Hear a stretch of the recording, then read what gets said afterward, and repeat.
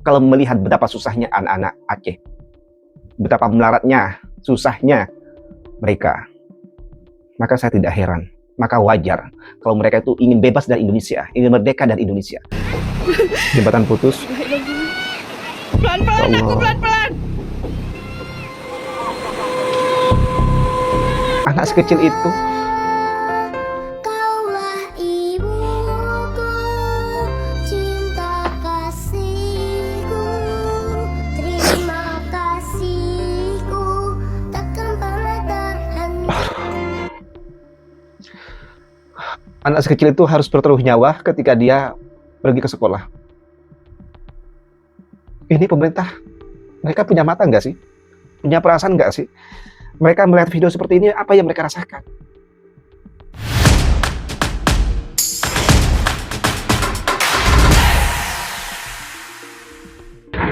Hai, Assalamualaikum warahmatullahi wabarakatuh. Welcome back to my channel. Jumpa lagi dengan saya, Mr. Was. Apa kabar Anda hari ini? Semoga dalam keadaan baik-baik saja, sehat walafiat, dan dimurahkan rezekinya. Amin ya rabbal alamin. Saudara, kali ini kita akan menyaksikan bersama-sama, menonton bersama-sama beberapa video yang menyayat hati bagi saya, membuat dada saya sesak menontonnya.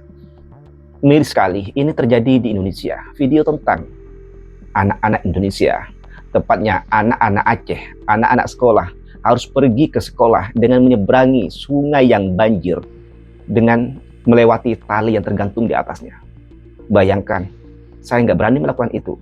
Tapi anak-anak Aceh berani dia melewati, menyeberangi sungai yang banjir, yang mana dia hanya melewati tali di atasnya untuk menyeberangi sungai itu. Saya tidak ada keberanian untuk itu. Saya menonton pun saya tidak kuat, apalagi saya harus melewati, meniti satu tali yang tergantung di atas sungai itu. Bayangkan betapa susahnya warga Aceh, anak-anak Aceh, betapa melaratnya mereka pasca banjir bandang, sudah berbulan-bulan. Tapi sampai saat ini sepertinya tidak ada pembangunan yang signifikan di sana, termasuk jembatan. Kalau melihat betapa susahnya anak-anak Aceh, betapa melaratnya, susahnya mereka, maka saya tidak heran, maka wajar kalau mereka itu ingin bebas dari Indonesia, ingin merdeka dari Indonesia. Meskipun saya sebetulnya, mungkin saya adalah salah satu di antara sekian banyak rakyat Indonesia yang menginginkan keutuhan Indonesia. Saya sangat menentang kalau ada daerah ingin keluar dari Indonesia, termasuk Aceh ini. Tetapi apabila melihat betapa susahnya mereka, betapa mereka merasa dianaktirikan oleh pemerintah Indonesia, maka saya memaklumi kalau mereka berprasangka buruk kepada pemerintah, merasa dianaktirikan, merasa dibiarkan hidup dalam kesusahan, maka wajar saja mereka ingin keluar dari Indonesia. Oke, tanpa berlama-lama, mari kita tonton dulu saja videonya.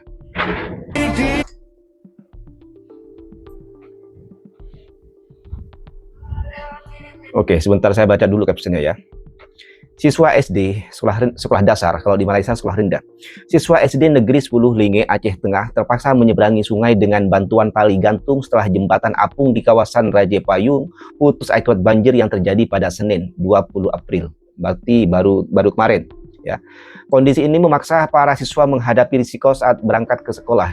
Di lokasi, seorang ibu terdengar menahan tangis saat menyaksikan anaknya menyeberangi sungai dengan arus deras. Meski diliputi kekhawatiran, ia tetap mengizinkan anaknya berangkat demi mengikuti ujian di sekolah. Oke, kita tonton videonya. Pelan-pelan, aku pelan-pelan.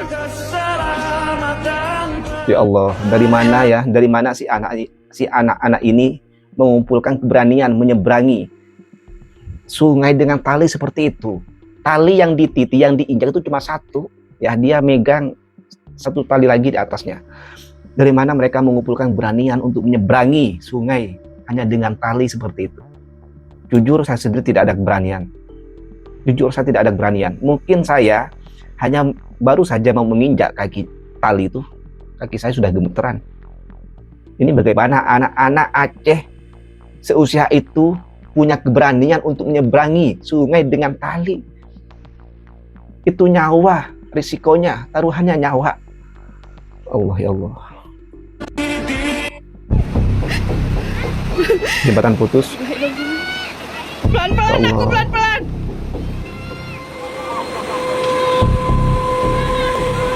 Hujan deras yang terus melanda wilayah Aceh membuat jembatan darurat yang dibangun warga putus. Allah Allah, dia pakai gondola. Imbasnya siswa SDN 10 ini dan pelajar SDN harus menggunakan tali gantung dan gondola untuk sekolah. Allah. Kedua sekolah itu berlokasi di Desa Rejepayu. Allah, mereka harus seperti itu untuk pergi sekolah ya.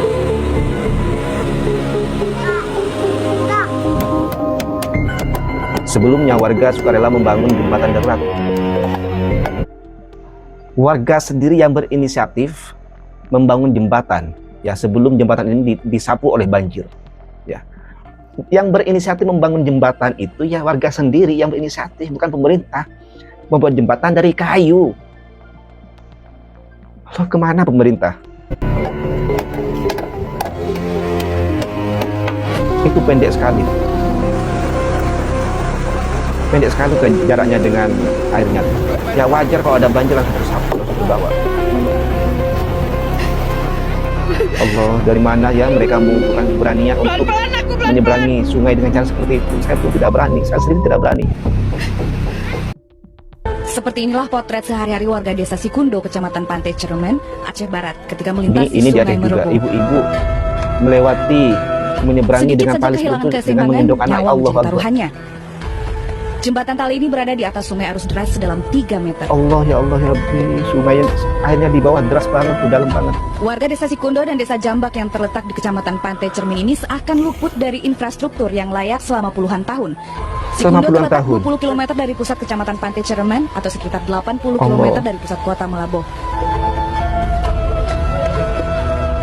Allahu Akbar, dia naik ke atas. Tidak hanya orang dewasa, anak-anak sekolah berjuang dengan gigih melewati jembatan tali ini. Setiap hari, mereka harus melewati jembatan ketika pergi atau pulang sekolah.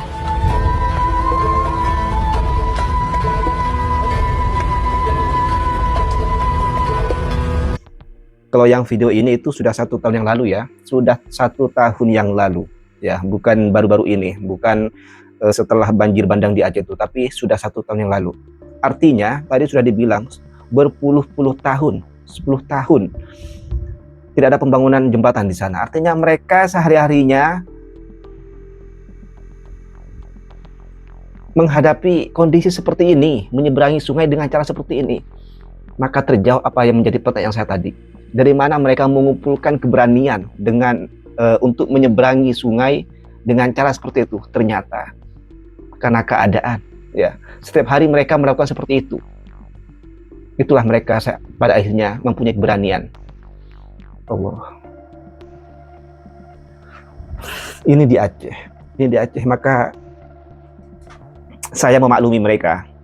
Saya tidak heran kalau mereka, rakyat Aceh, ingin merdeka. Ini lagi. Itu tiangnya cuma itu aja tiangnya. Itu kalau jatuh gimana tuh? Yang selalu Allah kasihan. beriku Sangat menyayat hati melihat perjuangan ibu yang menggendong anaknya menyeberangi sungai untuk berangkat ke sekolah di Butong, Nagan Raya. Ini juga di Aceh. penerangan. Allah ya Allah ya Rabbi. Selamat sutra kasihmu kan selalu kurasa dalam suka dan Anak sekecil itu. Kaulah ibuku, cinta kasihku, terima kasihku, takkan pernah tahan. Anak sekecil itu harus bertaruh nyawa ketika dia pergi ke sekolah. Ini pemerintah, mereka punya mata nggak sih? Punya perasaan nggak sih? Mereka melihat video seperti ini, apa yang mereka rasakan?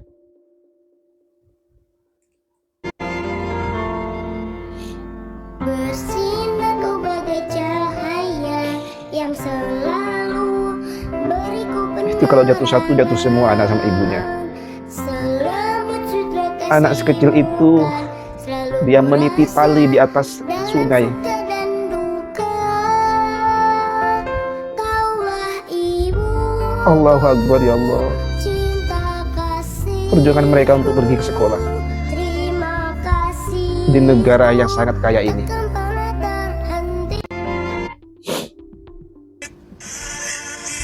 Iris. Pelan-pelan aku, pelan-pelan. Menuntut ilmu di negeri ini sudah seperti berperang, sama-sama mempertaruhkan nyawa, ya. Iya. Dan nanti pejabatnya pasti akan bilang, saya juga dulu pernah seperti itu, masa kecil saya juga pernah lewatin jembatan itu, goblok, tolol, ya. Yang harusnya kalian itu harus membangun jembatan untuk mempermudah, ya, masyarakat atau rakyat kalian untuk menempuh pendidikan. Malah jawabannya di luar nurul, ya. Dulu saya masa kecilnya juga seperti itu kok. Goblok. Rasanya kata-kata goblok itu belum sesuai ya untuk para pemimpin, para pejabat di negara ini. Kalau ada, katanya lebih sadis lagi dari itu. Untuk meluapkan emosi jika melihat keadaan penderitaan anak-anak Indonesia untuk pergi ke sekolah. Lanjut.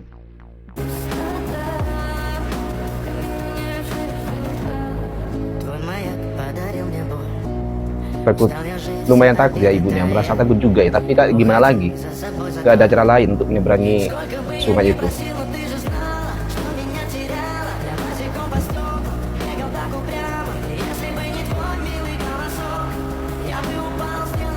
Itu sungai di bawah arusnya deras banget tuh, kalau jatuh langsung ke bawah itu.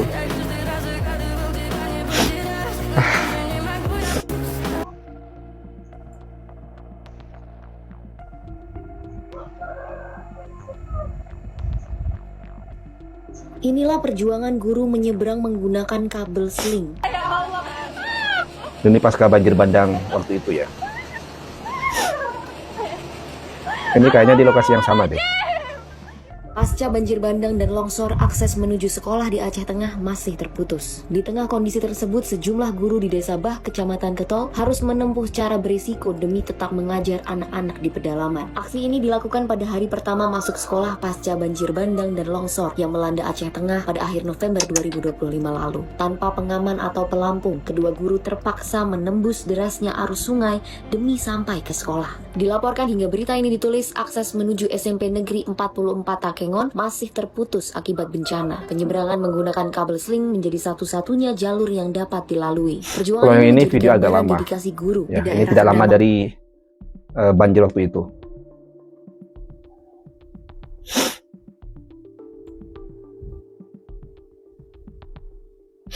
Ya, saya tuh sepanjang nonton video tadi tuh rasanya, seandainya saya jadi orang Aceh, jadi warga Aceh, mungkin saya juga akan berkeinginan, mungkin saya juga akan merasa bahwa kami rakyat Aceh itu dianaktirikan oleh pemerintah, tidak dipedulikan oleh pemerintah pusat. Oleh sebab itu, karena merasa dianaktirikan, merasa tidak dipedulikan, maka kami merasa ingin bebas, merasa ingin merdeka dari Indonesia. Mungkin itu yang juga akan saya rasakan seandainya saya menjadi warga Aceh. Dan itu mungkin yang selama ini dirasakan oleh warga Aceh. Mereka merasa tidak dipedulikan. Ya, maka wajar saja mereka mau merdeka dari Indonesia. Ini kalau pemerintah diam saja, tidak memprioritaskan apa yang diperlukan Aceh, maka saya yakin, tapi mudah-mudahan tidak terjadi. Maka saya yakin hal yang tidak diinginkan itu terjadi. Tetapi saya berharap itu tidak akan pernah terjadi. Mudah-mudahan mata dan telinga pemimpin-pemimpin Indonesia cepat terbuka dan segera berpihak kepada orang-orang susah seperti yang terjadi di Aceh pada saat ini. Sementara di Aceh itu pembangunan terbengkalai. Ya, anak-anak sekolah pergi ke sekolah ingin menempuh pendidikan, mereka bertaruh nyawa di tempat lain. Masih sama-sama dalam Indonesia, pejabatnya berpikir bagaimana kelanjutan MBG, berpikir bagaimana untuk korupsi dari uang MBG itu. Program makan bergizi gratis itu. Bahkan sesuatu yang tidak diperlukan mereka masukkan dalam anggaran dengan anggaran yang fantastis di luar nalar.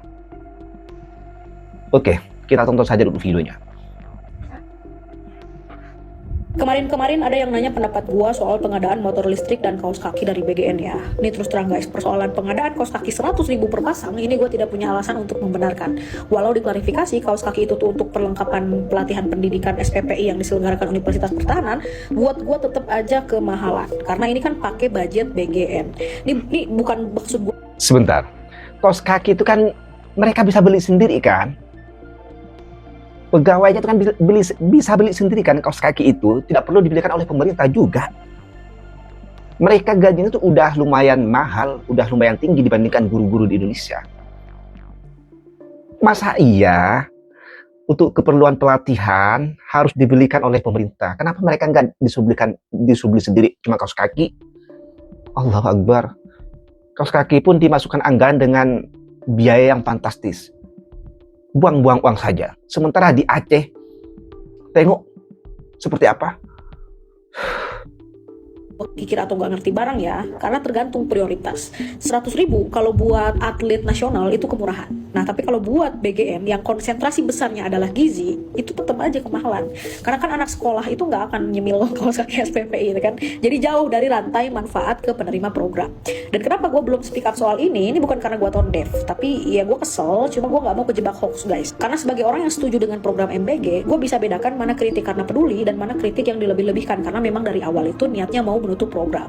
Waktu awal narasi pengadaan motor aja kan yang disebar itu kan 70.000 motor tuh, dan sekarang sudah ada klarifikasi kalau realisasinya 21.000 unit ya.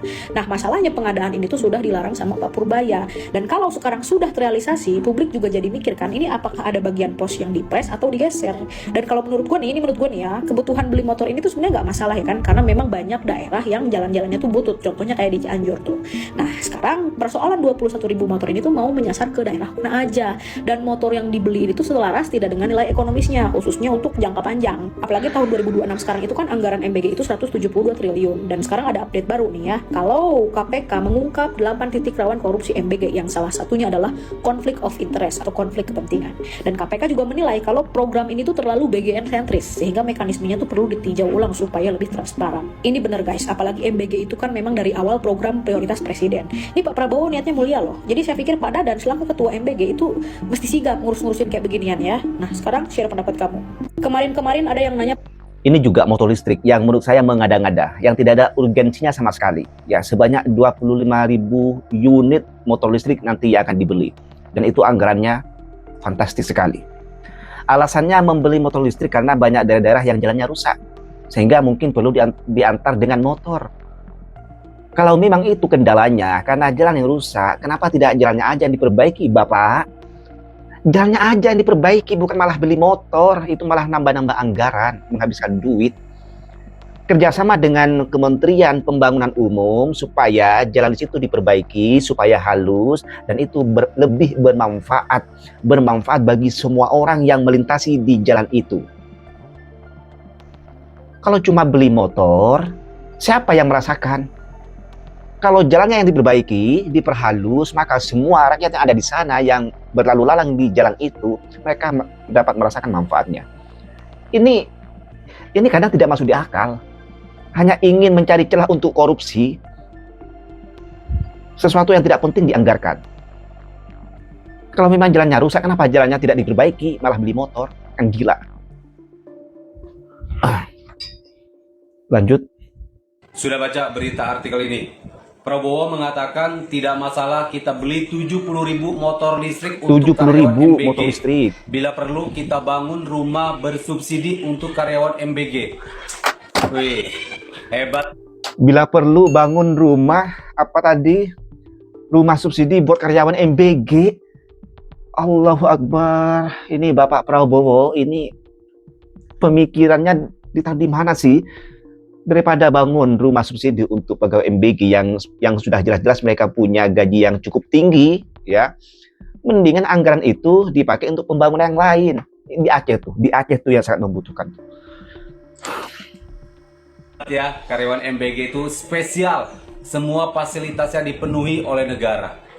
Pantesan ketua BGN-nya berani dan jor-joran menghabiskan uang negara hanya untuk program MBG. Ternyata memang didukung oleh CEO MBG-nya ya. Kemarin pengadaan motor listrik menghabiskan anggaran negara triliunan rupiah. Terus pengadaan kaos kaki menghabiskan anggaran negara 6,9 miliar rupiah. Kaos kaki aja 7 miliar. Lalu pengadaan laptop menghabiskan anggaran negara 1,1 Laptop. triliun. 1 triliun. Berapa keuntungan yang diperoleh Ketua BGN ya? Gimana dengan CEO MBG-nya coba? Ada berlindung di balik program MBG. Sumpah saya padahal emosi. mega korupsi besar-besaran untuk menghabiskan uang negara. Salam akal sehat. MBG beli kaos kaki. Nah, Harganya 100.000 satunya sepasang. gua nggak lihat. 100 Ada, Lu ribu. selalu update sama kejadian-kejadian ini ya? Dia beli kaos kaki, dia beli tablet yang harganya tadi kira-kira mungkin 10 juta dimarkup jadi 23. Tapi uangnya tuh mau dipakai apa sih sama mereka? Enggak, ini kan mereka yang Justru, beli. Niatnya tuh memutar roda perekonomian. Tapi belinya ke siapa? Nah, bagus. Karena MBG juga beli motor listrik. Ternyata perusahaannya baru didirikan barusan. Ini kayaknya banyak ini. Nah, itu tadi restrukturisasi APBN itu ya termasuk pendapatan dan belanja negara kan harus Gua mau potong dikit ya, gua mau tanya. gimana nggak apa-apa tuh. Kalau lu disuruh milih ya, lu Iya. kan masuk bursa wapres nih. Aduh misalnya Oh iya, ada tuh. ada namanya ada bener Iya, aduh nama lu. ada Masuk bursa wapres nih. Lu milih jadi wapres atau jadi Menkeu? NQ Itu karena nggak bisa konsisten. ngapain wapres. Oh gitu. MBG beli kaos kaki. Dah, males. Bye. Assalamualaikum warahmatullahi wabarakatuh.